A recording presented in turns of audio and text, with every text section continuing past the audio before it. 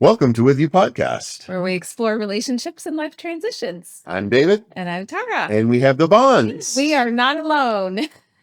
Today, we're welcoming special guests and friends, Adi and Ema Ban. Thank you. So we would like you to introduce yourselves, tell us who you are, and where you've come a long way. We've come a long way, all the way from Oradea, Romania. And it's such a joy to be with you. Thank you for having us. And part of what we do, a good part of what we do, is relationships and premarital and marriage and family therapy and meeting with couples. So it's good. We love this company. Yeah, and actually, we love your podcast and I mean the relationship. But then when we heard the podcast, it was like a jewel, among so many other things there, and it's great to be together with you. And now you all have a podcast too. Yes, that's true. It's the second year, but ours is only in Romania. I know. I've tried listening and it sounds great. I have no idea what you're saying, but it sounds great. Yeah, I think we need to employ AI once in a while. How's That's an idea. We could just get it translated. That's right. So what's your podcast on? Sufletul Familiei, it's the name of the podcast. And actually, we started with our book. So we took each chapter and we developed a series of podcast episodes for every month, one chapter. And we thought that would be probably better if we have a third person as a moderator, asking questions and, trying to do so. It will be a little bit of more dynamic. Yeah, and the chapters of our book are mostly are intended to be read by couples who are getting ready to get married, but also the first, let's say, 4 or 5 years of marriage. So that was pretty much the first year, and now the second year we got some of those questions that were asked during the first year.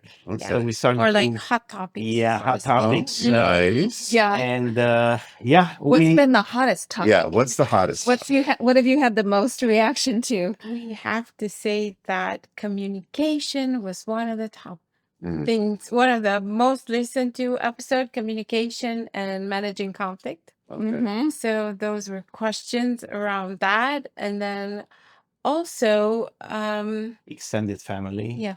Yep. Parents, in-laws, how little, boundaries. When to do what.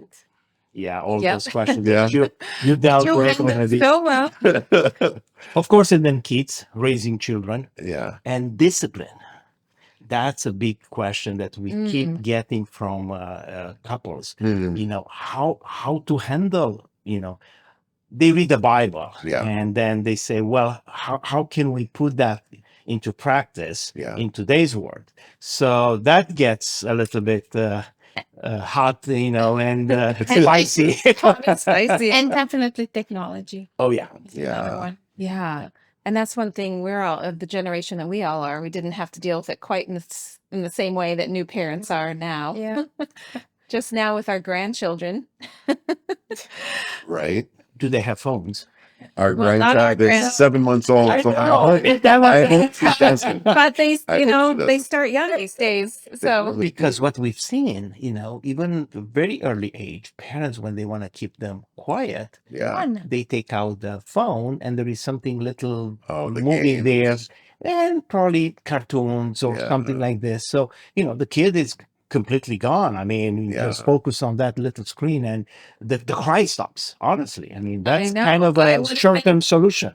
I would have been tempted when I had 4 small children, I'm sure. So I'm glad I didn't have to deal with it in the same way. Although we don't know what's happening neurologically. I mean, I think about development, all those fun things, but we want to talk about our we're going to talk about a grown-up kids because we're very much in the same stage of life because you've got a married. We've got a married one and a recently engaged. And you've got your last one graduating from college. Right? Yes. He's And also the one who's engaged.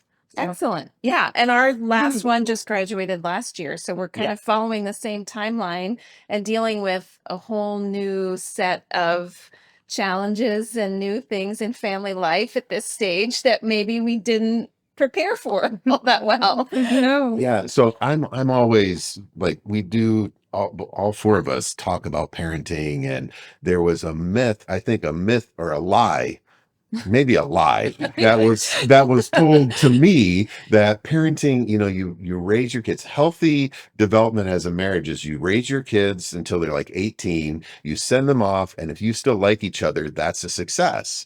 And I was like, I'm living to when they go off to college. But we found that they actually still need us. And the lie that we saw was parenting never ends.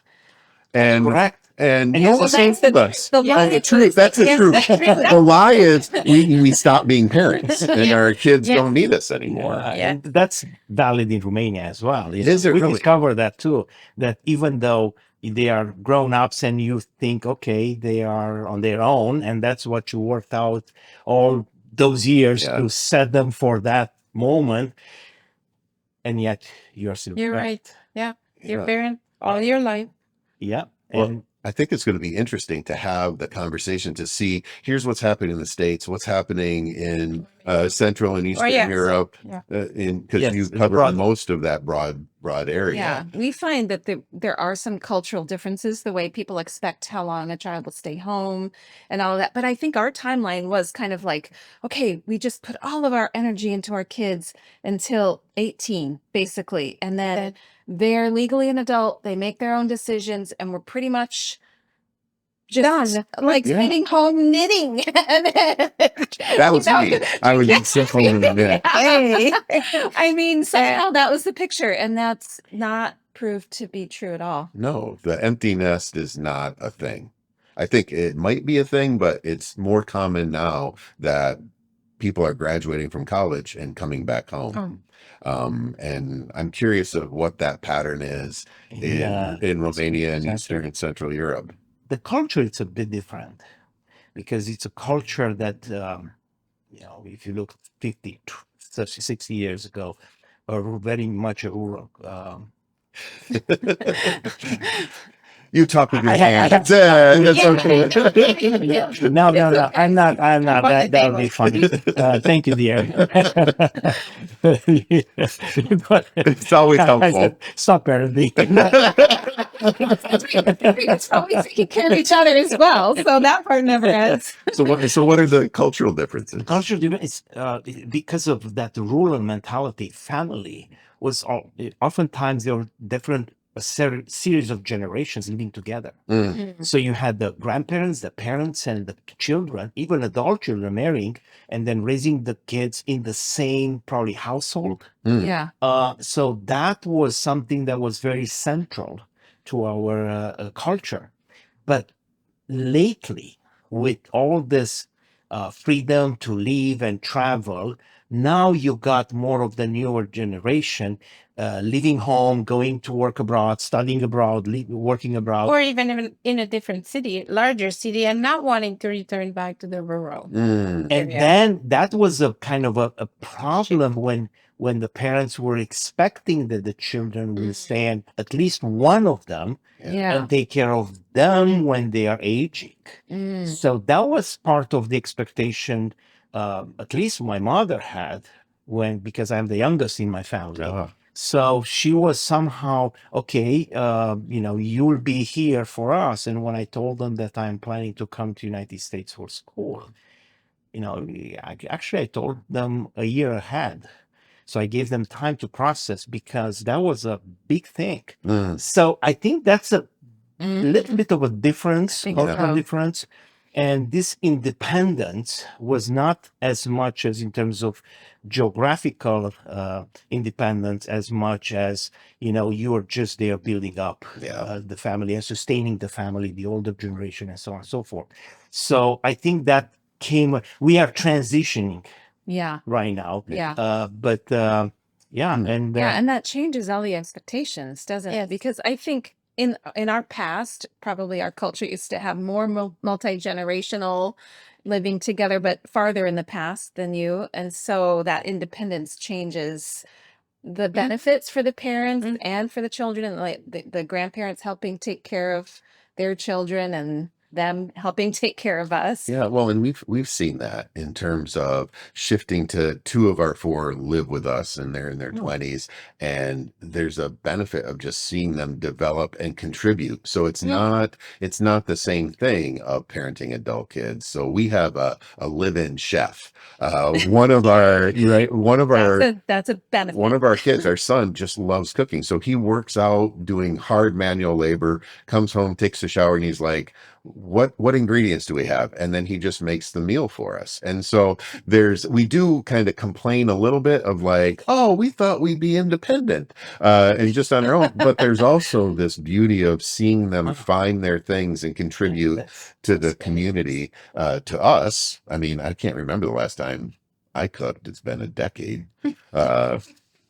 Yeah, because we did want to say, like, thinking about that being our first thing we didn't know about parenting adult children is the hard part of it's never done, realizing you're always going to be invested in them. If they're if they're struggling, we're struggling. Yeah. But on the other hand, there's that joy, isn't there? Like, I'm sure you guys have stories about this too, of seeing them bloom and discover who they are and contribute to the world. Yes, we definitely saw that, especially as they all left home pretty much at 18, and they traveled halfway around the world for school. And you start asking yourself, did we do right? Are we? Is it okay? Yeah. Are they running away? Yes. Yeah. Is this so? But we definitely saw them bloom. Saw them bloom here in the Wheaton College community. They were able to make great friends and friendships and lasting friendships. And even, I mean, you could see how they grew even in the decision-making process, you know, when some of the things that they either would have taken for granted before, or they would have struggled really hard, like, what do I do here? It was different because they matured and just they say, oh, this is what I can do now. And, you know, it'd be totally different because their trust in themselves and how they're handling things grew, because we were not. And they gained confidence in just making decisions. Yeah. One good thing about parenting adult kids, in our case, sons. Yeah. That was the only recipe we had. Was that you saw how by the time they are starting to mature more, and learning from experiences, in coming back and saying, I want to talk to you about this issue, you know, and then you feel like, oh, I'm still the parent. They still call me dad. And yet they want me to be part of some decision-making process there. And that kind of feels like more of a partnership, like, you know, companionship in a sense, you know, friendship. And that it's a different level, because what young couples ask us today in Romania, in Europe, how can I become friends to my child or to my children? And our question is, how old is you? Well, he's 3. You're like, too soon. You know, now he needs you as a father, as a mother, and when he's 23, then we talk about friendship more than this. But people are kind of they want it somehow backwards to do the whole process. So for me and for us, that was something that we look, you know, it was like a reward in a sense, seeing them calling us and inviting us into their decision process. Well, you have a natural understanding of the research, because there's a guy named Frank Furstenberg that did a study in looking at when around teenagers, and when teenagers are early teens, they need the parents to be very structured, and there's a low amount of independence or autonomy. But then over time, it should be an inverse relationship. The autonomy increases, so they should, like 15, 16, have a say in how the rules are implemented, or have a say. So it starts to shift. So it sounds like that was a really interesting study to see that helps adolescents develop. And then when we're dealing with adult kids, I think about how they're coming back to you and seeing you as having a resource. Do you ever do the other way around and like, oh, my sons have these skill sets, and there's a consultation the other way that it's still a parent-child relationship, but there's a mutual, like, man, they can contribute in a different way. That's Yeah, right. we definitely do. And yeah, we've seen this. I mean, I tried very hard to keep up, especially in technology with them, you know. Yeah. Yes. So at one point hard. I switched from Android into Apple.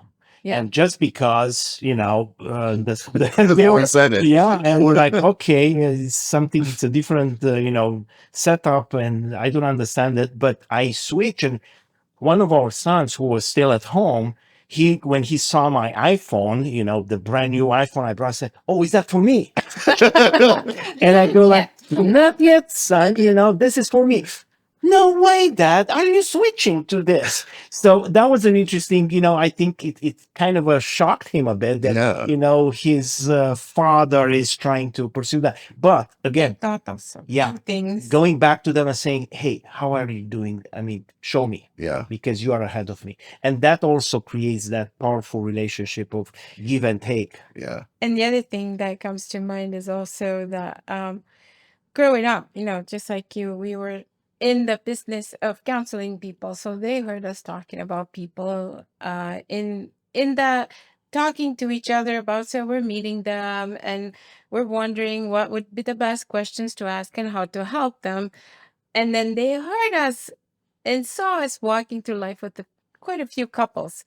And so about 3 years ago, we're driving with them, and one of our sons chose to follow in our footsteps and go into this counseling field and psychology counseling field. And we're sharing with them that we're not exactly sure what's in our future. And so he pauses and looks at us and says, "So where do you see yourselves in the next 2-3 years? And what are some things?" And we went like, Can I stop the car? Can I park here? Can I get the water fresh? You know, but he really helped us process a few things, you know? So yeah.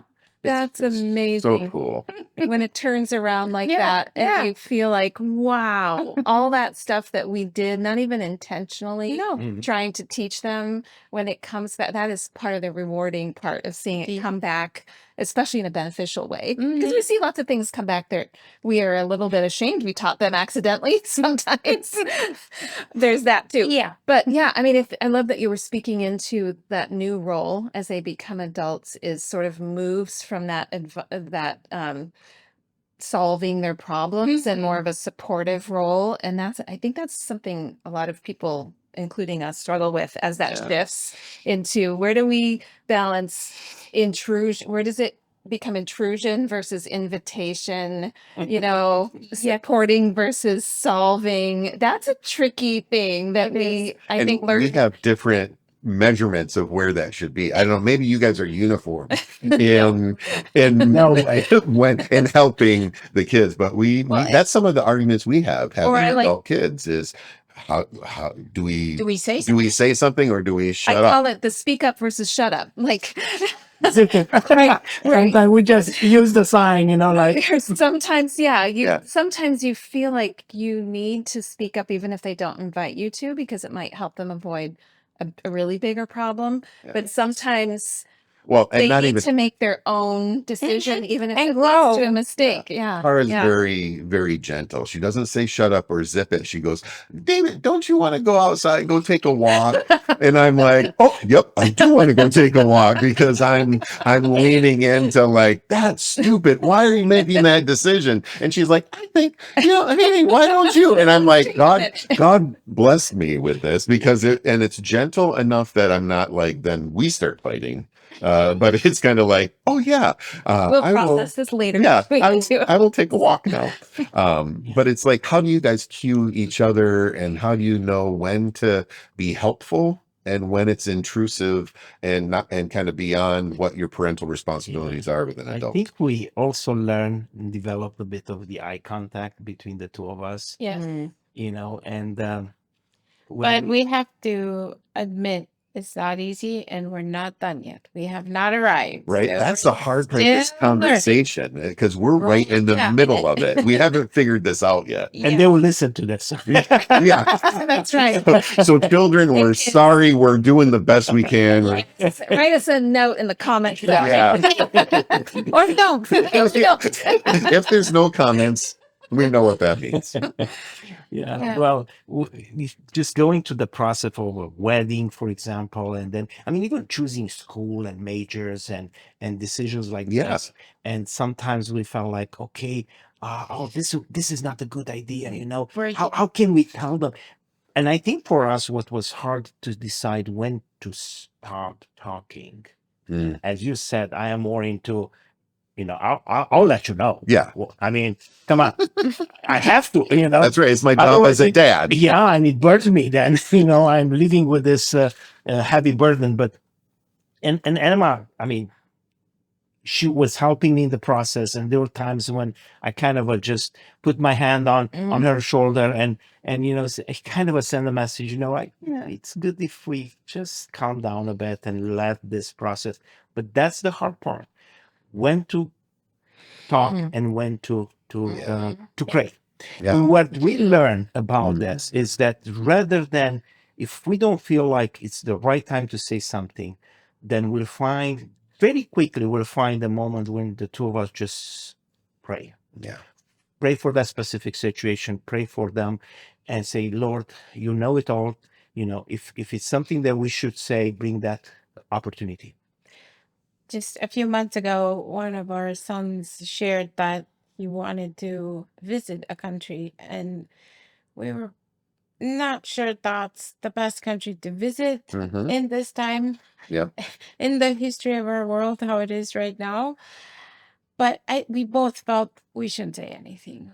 I was so like, are you sure? Like that car that you push the clutch, and it goes like that. And then back in my mind, the same thing. No, just That's okay. no, just pray. No, just pray. He's old enough. He's mature. You've seen it. You've seen him make some good choices. He's not just jumping into this thing, but it was not easy. But we definitely prayed. So in the end, the Lord really prevented him from going there. But it was not easy. It wasn't enough. Yeah. And then we kind of almost congratulated ourselves on being quiet on that subject and not saying anything. Because sometimes I think it's almost like, oh, so you think it's not a good idea. That makes me think that probably it is a good idea. Yeah. Just because I'm young and I'm, pushing forward. I think about it.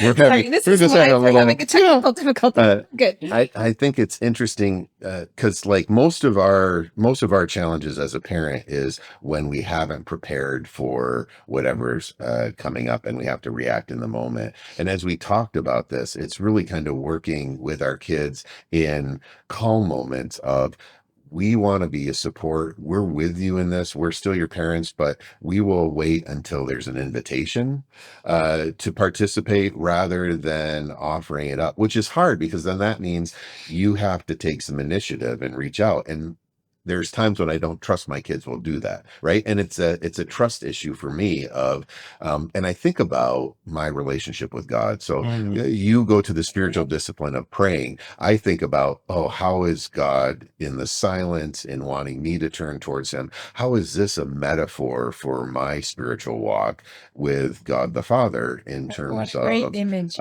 right. And it frees me up and then it's like, oh, I get it. And so actually this challenge, this struggle invites me into experiencing God in a different way. I still fail miserably at times, but it's like we tried to have those like, hey, reach out to us, talk to us. I'm trying to think of a story where that's happened. That's not too recent. Yeah, well, you say when it happens without warning, it pretty much always happens without any warning. Yeah. They bring something up and you're kind of in the moment. How do you react?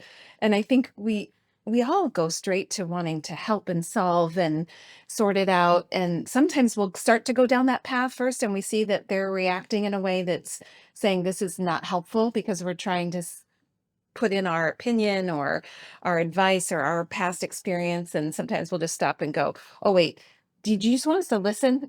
You just need to just pour this out. We won't say anything, and actually just put that out there. And sometimes they'll go, yep, that would be great. Just let me discuss it, and you don't need to say anything, and we just be the safe place. Definitely Andy's wedding comes to mind. And I have to say Andy, because by now everybody knows he's the only one who's married. But even if I say one of our sons. That's right. No, Anna, Yeah. But so this was about 3 weeks before the wedding, and it wasn't an argument, but I was trying to get more things out of him over a particular thing. I'm not sure if it was the wedding venue or something. And I'm asking, and at one point he looks at me and says, Mom, it's the first time I'm doing this. It's the first time I'm getting married. And I want this to be the last time I do it. So, Mom, if I'm making mistakes, just bear with me. And I'm just, That was good. I shouldn't have done Yeah, that. I'm like, it's my first time being a mother of a groom too. Yeah, but So can there be grace all around? Like, we're trying to was, do this. but I just felt like you were saying, Yeah. so do you want me just to listen to you? And so that would have been so much better than grueling him with questions. So yes, and I think that's one we get a lot of questions about, is that whole, when your family expands and there's new people coming in, and weddings definitely heighten all of these things because there's so much at stake, and there's so much symbolism, and there's just adding in new traditions and things. So we could do a whole other podcast on advice for the parents of the bride and the groom, because we learn a lot about just showing up and letting people make decisions that we'll support, even if we would have done it a different way. Yes, definitely. And it's not the actual outcome that's important. I think parenting adult kids, it's the process and what we're modeling. So I think about how I am caring for my parents. It's my care and love for my parents as an adult child of adult parents, and the mutual and kind of self-caring. I'm like, well, how I navigate this is a model for how I want my relationship and Tara's relationship with our kids to be doing that. But a lot of times in the moment, the content becomes so pressure filled that I forget all about the process and what I'm modeling, and I go for the win. Like, we're a little competitive. I don't know about you all. A little. Sometimes I say, did you have to win again? Yeah. Over the boys. I don't think parenting is supposed to be a competitive sport, but it feels that way. Well, yeah. It's supposed to be a team sport. Actually, when our sons, we were younger and in the home, and we're having different board games and stuff like this. So I always went, what are the rules? Yeah. And then you play by the rules, and the best wins. Yeah. Okay. Right. So In that many cases. yeah. So for a while I was the champion, but then they dethroned the champions. Yeah. Especially FIFA. But then Emma was like, no, this is not fair. So she came up with her set of rules that pretty much everyone wins. Okay. Yeah. So But they didn't learn. So because you were saying once that sometimes you win, sometimes you learn. So That's right. Yeah. That's right. I should have heard that while I Dan was didn't experience it as a lot of learning. yeah, but well with him. Yeah. so what happened? We would say, okay, let's play a game, and then the boys would just say, which rules do we? Whose rules? And if it was mom, they would just be relaxed, like, okay, whatever, we all win, Yeah. when it would be my rules, then they would be like, okay, now let's see. Let's count. Yes. In all fairness, Catan was just their game. I never played, so they played just on their own. Their own competitiveness came out. We're learning. We're not game. We like cards, but we haven't played a lot of games. But our son Zachary, the podcast helper and producer, he's a big gamer, and they like board games. But most of their games are collaborative board games now. There's games where the task is for the group to do something, and you win or lose as a group, which. There was no such thing when we were growing up. It was Monopoly about like how do we Monopoly.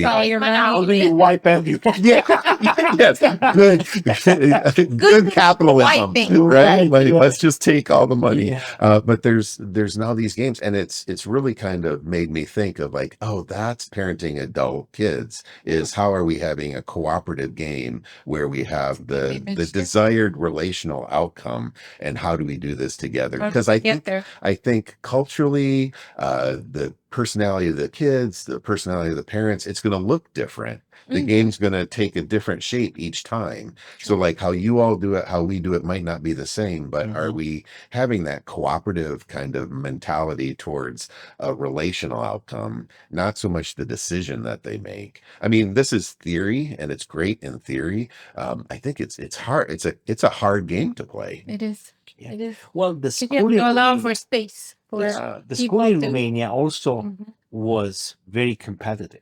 Yeah. So in the school, you were actually somehow shaped and taught that Yeah. everything is a competition. So you don't give up. You And the just, more information you know, the better it is yeah, for you. 'cause being the it's first, very being the best, being information there. content So oriented. that kind of shaped a How lot you of think. generations in just fighting. And that's why sometimes when Romanians go abroad, they will try to be the best there, learn whatever is to be learned, and just fight for this because it comes with this mindset. Romanians, I think maybe Eastern Europeans too. It's Yeah. this fight. I have to show who I am, that I'm good at this, that I can be the best, and that I can be top. So yeah. And oftentimes they will do that, and in just for them to prove in that society, Yeah. and yet they will forget the family. Yeah. Like Right. working, you're finding the best job, being the best there, earning, and then pouring yourself into that career situation and whatever, but forgetting the family. Yeah. Or leaving the family. So yeah, that's another side effect of our Drive. and our legacy from the past. Yeah. At times. Well, and it does shape us, right? I mean, our birth order shapes us. Yes. We've talked a lot about, I grew up in a very small community. Tara is a global child. Yes. Yeah, but all those ways we're shaped comes into how then we navigate in our family system. Yes. And we're definitely not strangers to competition in the American culture either, the trying to win. And then how does that work? It's one of the things that we thought of that nobody told us about parenting adult children was that we thought it's going to get simpler and simpler. The children get older, they're going to go, and we're just going to be, life will get simpler because they're taking care of themselves. In reality, it gets more complex, doesn't it? In a lot of ways, because you add more members if they have partners or they get married. You're also bringing in new, their in-laws are part of the system. Right. We're navigating holidays and family gatherings in different ways because they've all got their own nuclear families now. And family Separate. vacations. Yeah. Yeah. So a complexity that you don't want to have that competitive spirit. We don't want to be fighting with our son's in-laws for who gets who when. And so working on that collaboration between lots of systems is kind of a new learning curve. Indeed it is. Well, Yeah. even as you say that, it's kind of like for our perspective, it's centered on us as mom and dad, husband and wife. Mhm. That okay, how are we navigating that? But there's lots of different centers, right? Like Yeah. even how you said that of how do we not get competitive, as if it's about us and it's Right. about the kids and their two sets of parents, Yeah, and how they're exactly. navigating that. I remember I was a child, and I remember how my mother would, talking to other people, would say something like this: small children, small problems.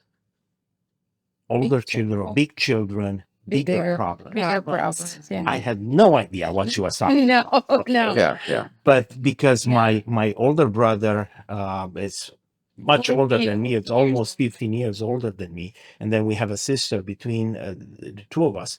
They were already there when I was still a kid and getting married and starting family and so on and so forth. So hearing my mother say that, I had no clue at the time. But I remember when I got married and then I started family and having kids, thinking through that, how is this going to unfold for us? Yeah. Yeah. So And one of the things I think we were forced to learn is when do you start giving more autonomy to kids and let them be, like you were saying earlier, finding that and then The release. when Yeah. and when do you intervene, and then when do you just say, hey, ask me, call me if you want me. But I have another question for you, because we just went through this recently. Would your children expect the home to stay the same? your home, like Well, this is one of the children's bedrooms. That is now a podcast studio. So the answer is, I don't know what they would expect, but They know that our home has always been multi-use space, and if they don't occupy it, it's going to become something else. But we do try to make space for them to come back. We've created a guest space in the basement so that when our children come back who live out of town, there's a place that they can feel comfortable. That's our hope. But because that's one of the things we recently again found out, was that somehow, we went through a process of remodeling, and some of the remodeling of our home meant some of the spaces really were reshaped. And so, when one of our sons came home with the son for the first time to see, now he saw the process, but this was the first time when most of it was sort of done. And he was with some really good friends, and he was saying, this is not the home I grew up in. Somehow they shouldn't expect that. So nobody told us that sometimes some kids expect the home to stay the same. Like, the bread is there, the microwave is there, the fridge is there, But isn't that a pull? Like, not just space, but like us as parents, the expectation of, I know I go back home and I kind of become a 16-year-old boy again when I go back to my parents. So when my brother comes into town and we all go, Tar's like, what has happened to you? You guys both behave like your teenage self. Yeah, it's not the physical space, but we step into the relationship like it's frozen in time. And so, I'm 56 and have a granddaughter, but I'm like, Dad, can I borrow the car? Right? And I'm like, what? I'm asking to borrow. I have my own car. But yet we step back, and I think it's hard to transition, whether it's physical space, relational space. It's hard to transition for us as parents to shift to that collaborative thing. I think it's hard. I know it's hard for me as an adult child to really hold my complete identity as I am now when I'm with my parents, because it's like, well, they've always, that's kind of the role I'm used to playing. And so I'm this little delinquent teenage boy. And it's hard to hold the professional grandfather role when I'm in that space. I think all of us have a little nostalgia for the way, the way that we remember it being. And so I think the kids hold on to a bit of that memory of what home was to them and the time that they really remember growing up. I see our kids, even, we haven't moved homes or changed all that much, but I'll see sometimes I'll bring out an old set of plates that I had a long time ago, I find in the attic, and I bring it out, and like our daughter reacted like, that's my childhood. And it's like, I and we're like, and we're not taking it to Goodwill. I guess it's going to go back into storage. They have attachments to things, and memories that we're not aware of. No. And I think it's similar for us. We hold on to things of theirs from when they were a child and have memories built around what we were trying to create for them. And I just think parenting at any stage, don't you think it's holding joy and holding sorrow or grief at the same time all the time? In Romania, there's this saying similar to the metaphor you just brought up, or what you just said, that one eye is crying and the other eye is laughing or happy. I love that. You'll have to teach us that in Romanian sometime, because it's un ochi râde, one eye laughs, un ochi plânge, the other eye cries. So, but it's the same, like you were saying. But it helps us to think that that's normal and true all the time. that we can hold both, because Yes. we try to shoot for everything being happy or everything being good for everybody. And for parents, we often say, I think we say, for especially for mothers, you're only as happy as your saddest child, because you just want everybody to be doing well. But I think if we just know that it's normal to feel grief at the things that go away, like they're not the child that they were, or some things pass and other things are becoming, and we can hold all of that. But we still have to allow for the grief We have to. of the Yeah, and things that are behind that's us. not easy to some. Sometimes you have to dose it, or just break it in smaller pieces in order to be able to carry it with you. But again, what I was hearing you, David, saying you become that 16-year-old, but that means you feel at home. That was a time where you felt good In the home. in the home, Yeah. and you felt like accepted and loved and everything. Yeah. And I think there's that part of us where we just want to go back and re-experience Yeah. Right. I don't want to be an adult anymore. You nailed me. Let me be a delinquent without any responsibility. That was the only thing, is you still have a home to go. I don't. So I cannot, be a 16-year-old anymore. You can come here and be a 16-year-old.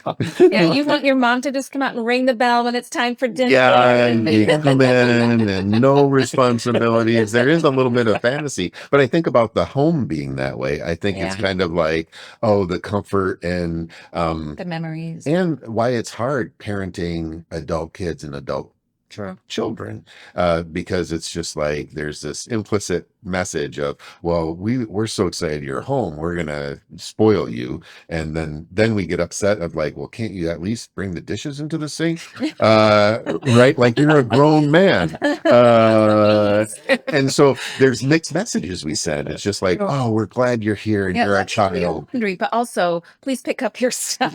right? And that's a growing edge for us of sliding into that old roles too. Yeah. And then feeling resentment because we're living in two historical periods. We're living in the past and the present. And it's a challenge. Yeah, probably we should ask your parents, guys, how do they feel when they see you coming home? Yeah, we're not, hi moms and dads, we're not letting you on the podcast ever. That would be too many. It's too vulnerable. It would be great, and I don't think I can tolerate it.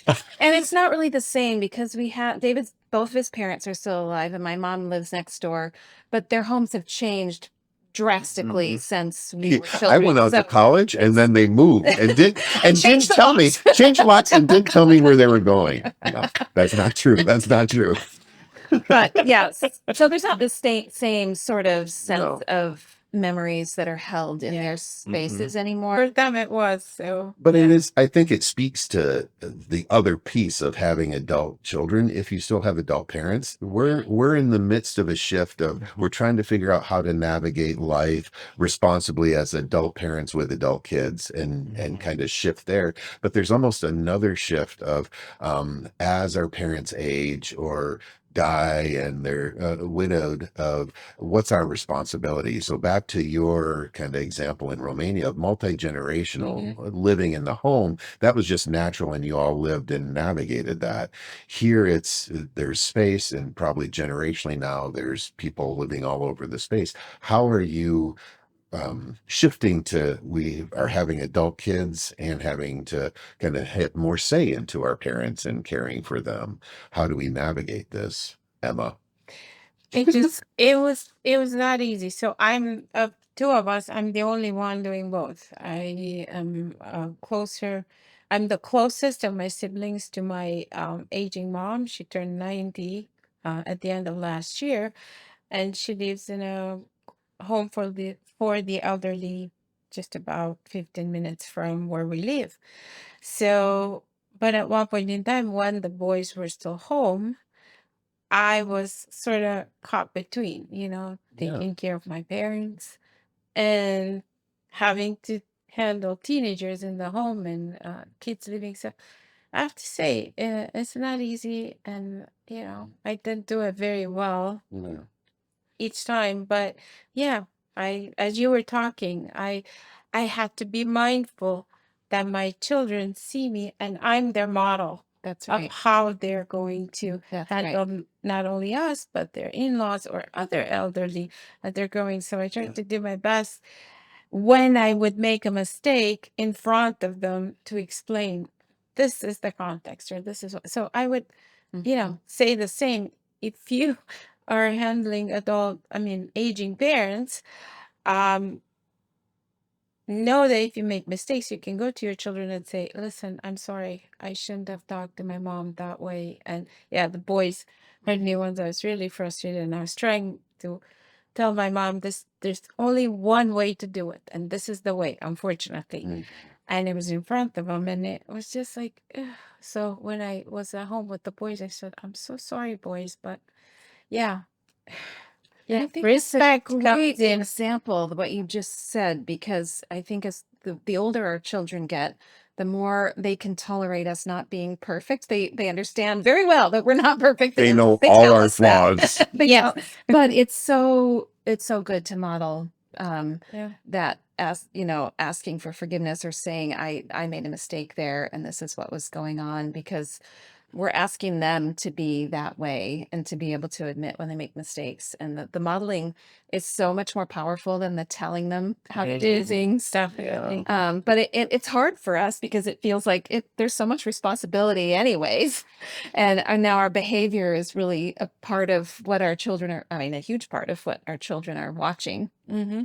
And even thinking Yeah. about so my folks planned ahead and they got into a 55 and over community that and selling Now we home. qualify for. Right. Well, on my 55th birthday, mom's like, you can move in next door. And I was just like, I was waiting for it. I'm not quite ready for retirement. But it was a gift of decluttering and I know your mom's doing that too, of kind of organizing life as an act and a gift to us as adult kids in helping navigate endings well and this space well. And so thinking of at lunch, we started to lean in. We didn't have the full conversation. We started to lean in of how are we planning for We our were talking about our parents, and we said, you know what? It's That's probably us. time to start thinking about and how are we being going mindful. to gift our children having a plan rather than just putting it all on adult children.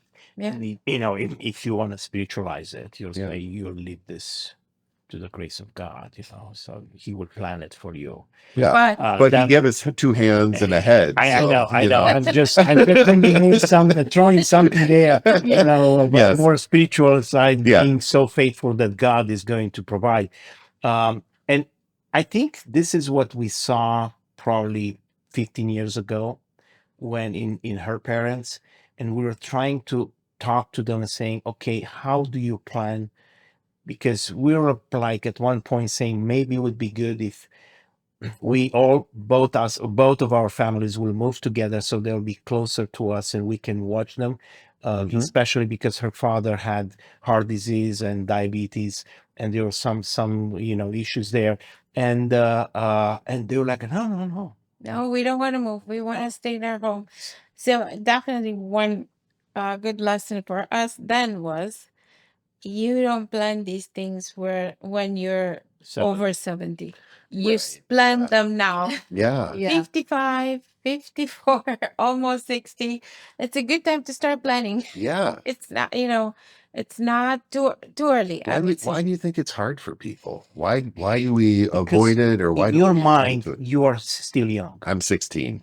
That's right. Honestly, I can. 23. The only thing is, I'm just, my knee hurts, so now that brings me back to more reality that I am not 30 anymore, or things like this. But I think it's hard to accept oftentimes that we are aging. Yeah, and I don't we are think we going have there. models either. I don't think we have. You now have models, but we in the Romanian context, Central European context, No planning like this. no, not yet. So I think our generation will probably be your parents.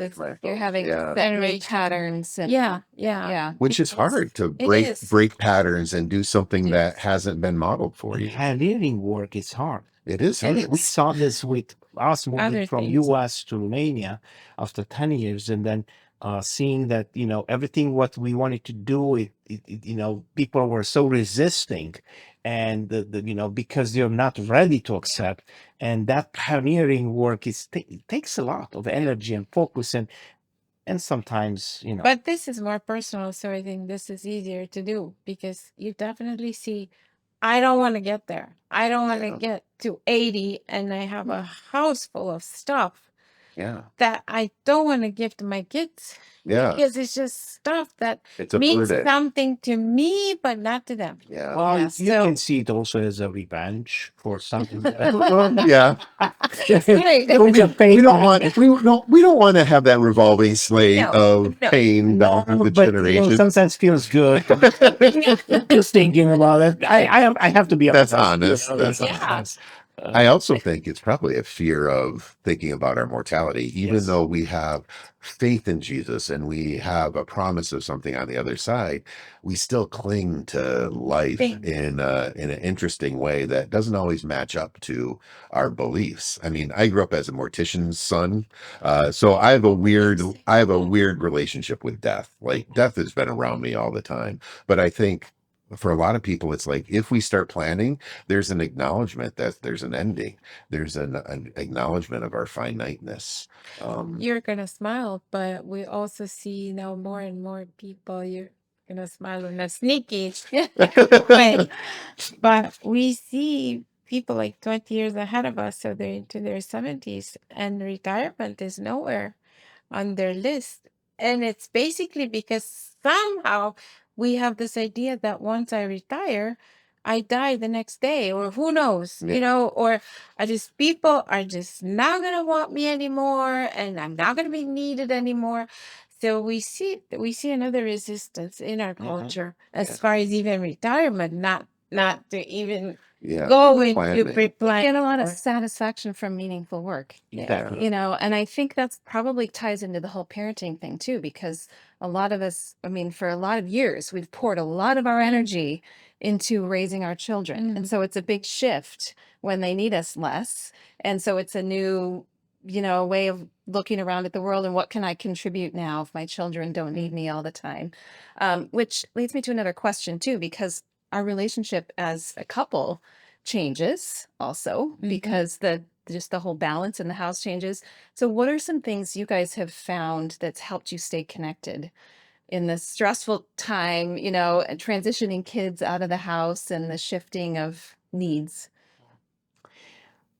I think one of the things that helped us was that during As they the were process of raising kids, we kept investing in our relationship as husband and wife. And that was Especially like the more, dates. like The dating, this yeah. financial advice and saying, start saving early, a little bit, and that will really grow into a better retirement fund. I think for some reason God gave us His grace in doing that, and it was little bits of investment in the relationship.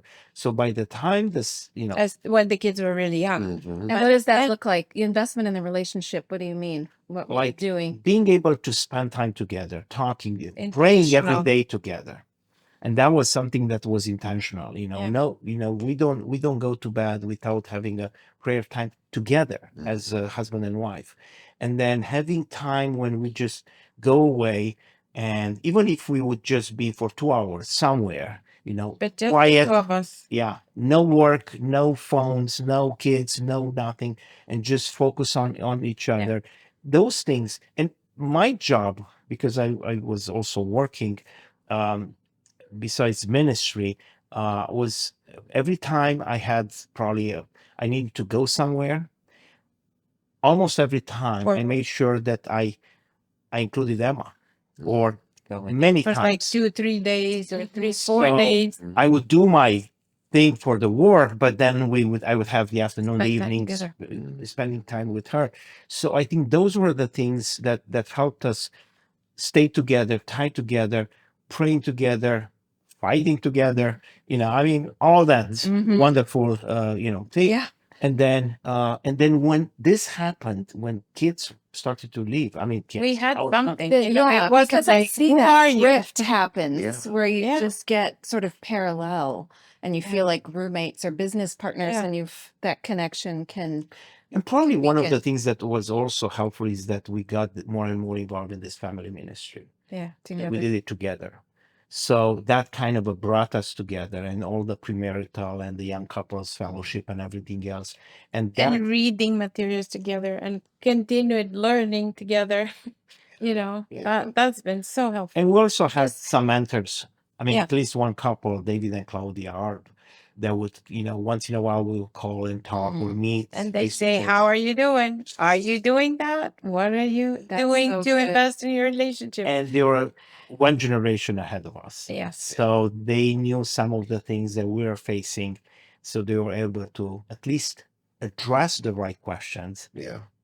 in order for us to come up with our answers. Pay Yeah, attention. that's so good. So, yeah. Well, we want to make sure. I know we had us both ask lists, any kind of last things that we didn't cover Do you on want your to? Do you want to list. say how we've answered that question for us? Yes. We Uh, probably don't what- even what- think. I know. Like, Wait, what? this is so we have a podcast, so we're able to talk to each other once. Yeah. Well, I'll say one just quick small We- change for us was it we have moved them all. from evening. We didn't do a whole lot of evening date Dates. nights, partly because he would teach a lot in the Do evenings. therapy. But when the children got older, we shifted to the way we could connect best was going for breakfast after the children left for school, or anyone in our neighborhood knows we take long walks together. Mm. So you'll see it. They'll see us out in the neighborhood, and that's the only time you can talk away from all the ears in the house. Yeah. Well, and during COVID, so there was a time when we'd walk, and that's what we could do. And then I got a text from a friend because I grew this during COVID. I'm like, Your beard. my those beard, who for are those that audio. are listening, I grew a beard, and I got a text from a friend going, David, I'm worried because I think Tara is cheating on you. They didn't say those words. They said, "Who's Tara on a walk?" Tara's walking with a bearded guy, and I'm like, I have really good friends, and I was like, tell me about him. Was he really handsome? Was he super handsome? And they're like, oh, it was you. But it also was family ministry of like, Tara and I have interesting careers, but we've really worked on this next stage of life of how are we putting them together. So kind of joking about the podcast being the place where we talk, but it was how are we going to do our focus on relationship, marriage, doula, training the next generation of mental health and medical professionals. How do we dovetail that together? Because parenting was our shared purpose, Right. for so many years. So I think that's where a lot of people get into this drifting when that moves away from. Or holding on to your kids in Yeah, because unhealthy you ways. need that. of, Right. And you're holding on to it because that was Yeah. your whole thing. So we really intentionally looked ahead to, okay, when we go into this next phase, what's going to be our shared purpose and something that's fulfilling for me that's not them. So I'm not putting all my hopes and into desires and energy into them when they need to be moving away from the nest. Yeah. And it's been amazing because I've gotten to see Tara develop in ways. The first 30 years of our marriage was different in terms of her command of a room, her ability to teach and speak, and her comfort in doing that. And she continues to surprise me every Because you've been my day. biggest cheerleader, honestly. I think that is what other parents need to know. We need to be each other's biggest I agree. supporters. Amen. Yep. Yeah. Or else, yeah. So these are some of the ideas that we have about how to parent adult children. And it's really more about how do we work on our relational stance than Yes. anything about parenting, but it's having friendship, being open to our kids influencing us, not just a one directional, but a multi-directional kind of thing. And don't forget each other. So we're so glad that you came to talk with us. We learned Thank something you. we learn something every time we sit down with thank you. you. Here. So yeah, thank you for having us. Yeah, it's amazing that you would fly all the way to Romania just to be in person on our podcast. Happy graduation. Yeah, and Thank you. congratulations on your new family member. Yeah, Thank thank you you so very much. much. And keep up with your podcast and the ministry, because it's really a good thing. So, and then We again, enjoy it, and yeah. we know Thank you. lots of friends in Romania who do. So Well, yeah, thank and you. more of you. the younger generation Yes. understands English. yes, yeah. So So it's that's easy for that's them easy to for listen. them to listen. Oh, wonderful. Yeah. Well, thank you. Yeah.